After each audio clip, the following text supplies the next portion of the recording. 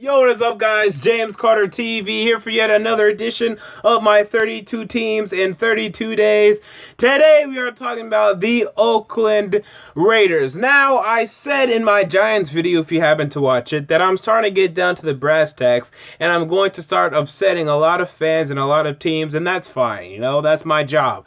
And I'm going to have to do that with Oakland Raiders fans, because I'm sorry, Raiders fans, but expectations are running wild. We need to come back to planet Earth and we need to look at this objectively, guys. We're not going to be that good. I'm saying we as if I'm, part of the team, but I'm trying to sympathize you. You're not going to be that good. I'm seeing 8-8. I'm seeing playoff sleeper. I'm seeing these words. We need to calm down. And there's really one reason why. It's the schedule. I beg you, Raider fans, pull up the schedule and please tell me where you're going to get these 8 wins, these 9 wins, these 7 wins I keep talking about. Please pull up the schedule and tell me. Now, I will pull it up myself. Give me 10 minutes. We're going to go through the entire roster. I will pull up the schedule.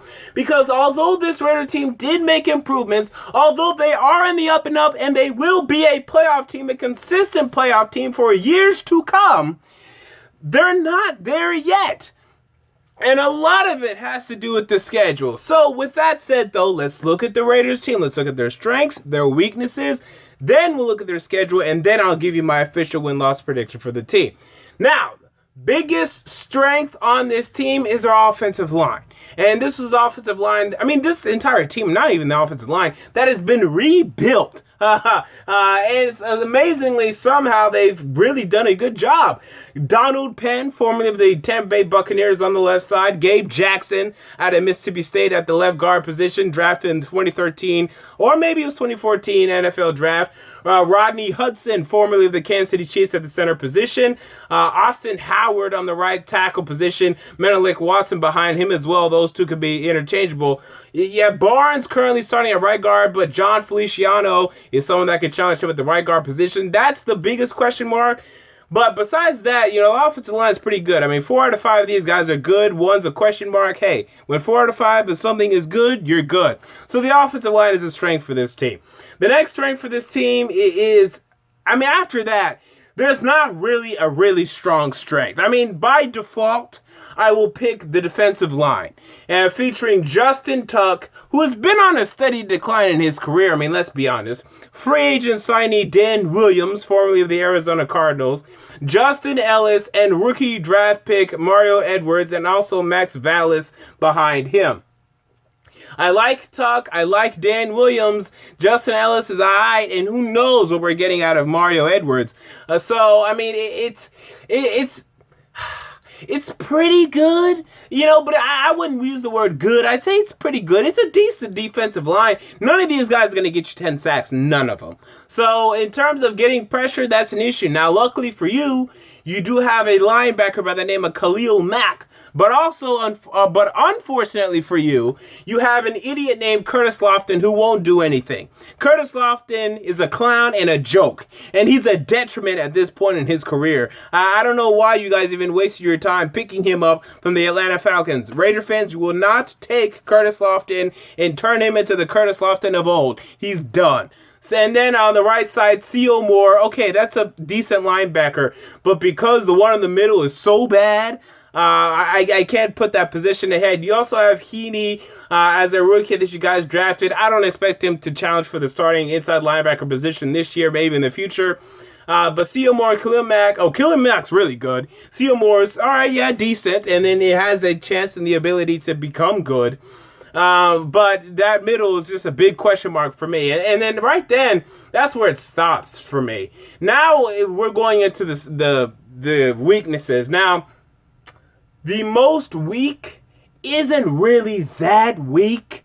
And for me, that would be the running backs. Now, I'd say they're not that weak. They're pretty bad. Now, Latavius Murray, Latavius Murray does have potential, and Raider fans will tell you, well, he did this, and he has, okay.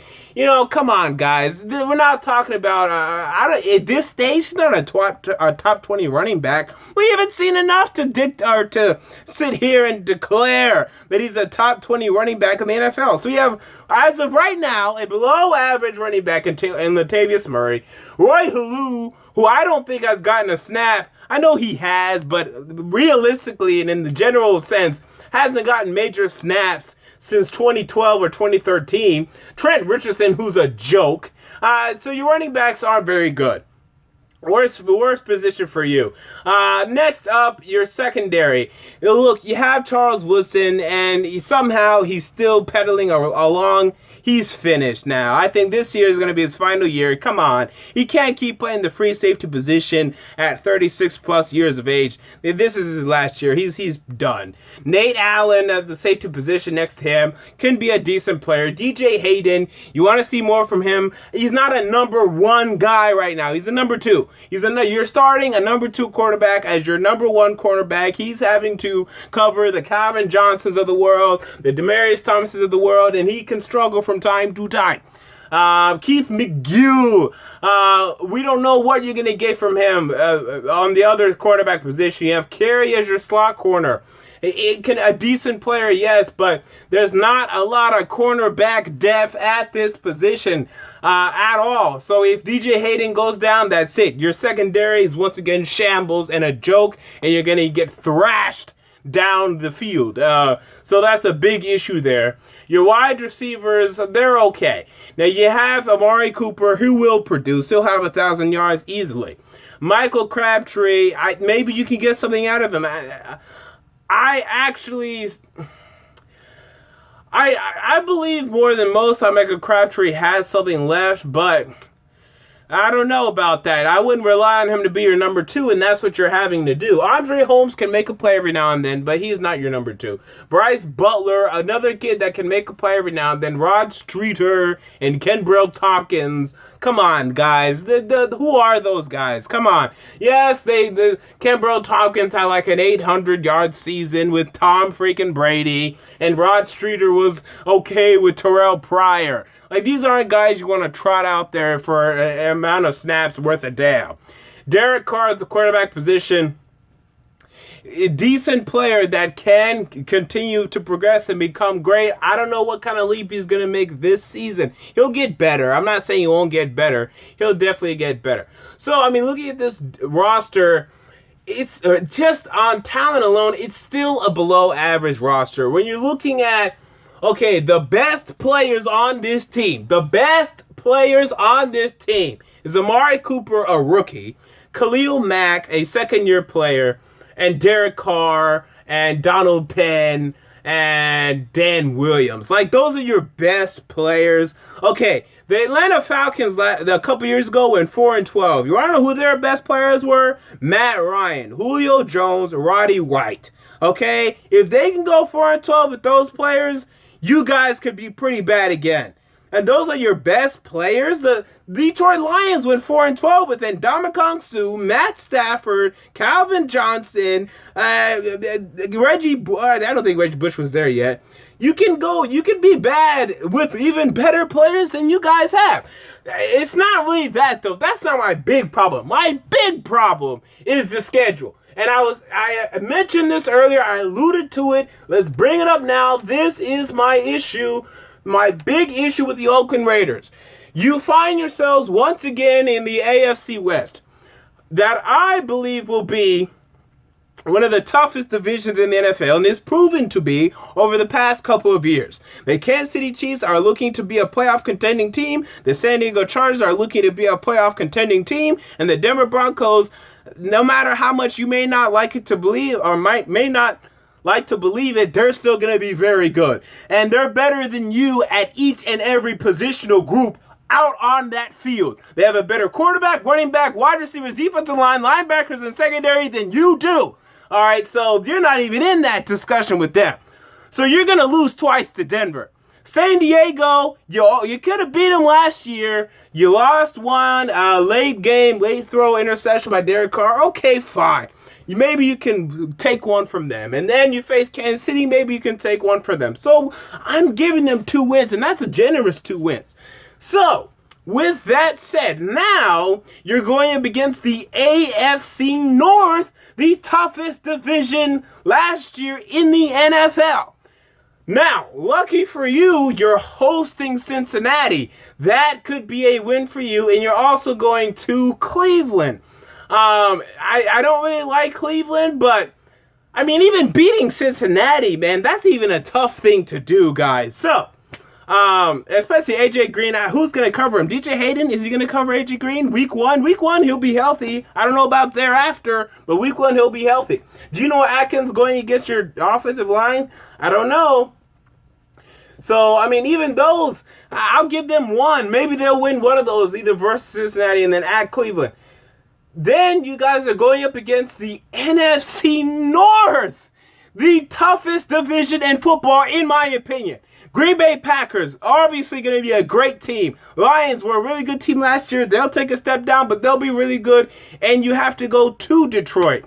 The Minnesota Vikings, everyone knows they're on the up and up, and everyone expects the Bears to suck. They have a better quarterback than you do. I'm sorry, they do. I know Jay Cutler throws interceptions. He had 28 touchdowns last year and 18 interceptions. Derek Carr had 21 and 12. They have a better quarterback than you do. They have better wide receivers than you do. They have a better running backs than you do. They have a better defensive line, I'll give to you. They have better linebacker. No. Linebackers is close. And then secondary is like tied. So they're a better team than you guys. So, with that said, I don't trust them. I don't trust the Raiders to go to Chicago and win a game. I don't trust them to win a game in Chicago. Then, you guys also, again, you host Green Bay. Even hosting Green Bay, oh my God. Then you have 2 games, I didn't even mention at Pittsburgh, too. Oh, that's a loss, my friends. Then you have 2 games against AFC opponents. I already mentioned the first one was wait, was it? No, I didn't mention that. You have 2 games against AFC opponents that ranked with you in the same rankings as you. And that's the Tennessee Titans at Tennessee. And Tennessee Titans fans, I don't need to tell you. I'm a Titans fan, but Tennessee Titans fans will tell you they improved just as much as you did, if not more. And then you guys also have to go up against, who's the other AFC? The New York Jets. Okay. And you're hosting them. Okay. So that I'll give you. I'll give you that. I'll give you the Jets. I'll give you the San Diego Chargers. I'll give you the Kansas City Chiefs. I'll give you either hosting Cincinnati or at Cleveland. And maybe at Tennessee, you know? So, count it, guys. That's only 4 or 5 wins. That's only 4 or 5 wins. Now, with that said, guys, again, I believe in 2016, possibly 2016, but definitely 2017 and beyond, the Raiders will be a perennial playoff team. But they still have a little bit of work to do, and this schedule is too difficult right now. What you need is Peyton Manning to retire, and that's coming up soon. And then that will allow the division to be wide open for you guys to sneak on in and then start competing. But right now when your division is this tough, it's going to be difficult. And your schedule should be much easier next season. I can't remember exactly which division you faced this year. It looks like it was, or in 2014. In 2014, you guys played the AFC East? Yeah, you guys played the AFC East, meaning that this upcoming year, in 2015, you played the AFC North, and then next year you play the AFC South. Okay. Now we're talking. Next year you'll be facing the AFC South, an easier division for you to face. And then your NFC team that you'll be facing will be the NFC South. Okay. Again, now next year you have the opportunity to face 2 of the I don't say worst, but because who knows by 2016, because they could be really good. 2 of the worst divisions in the NFL in 2016, but for now, I don't know about that. So with all of this said,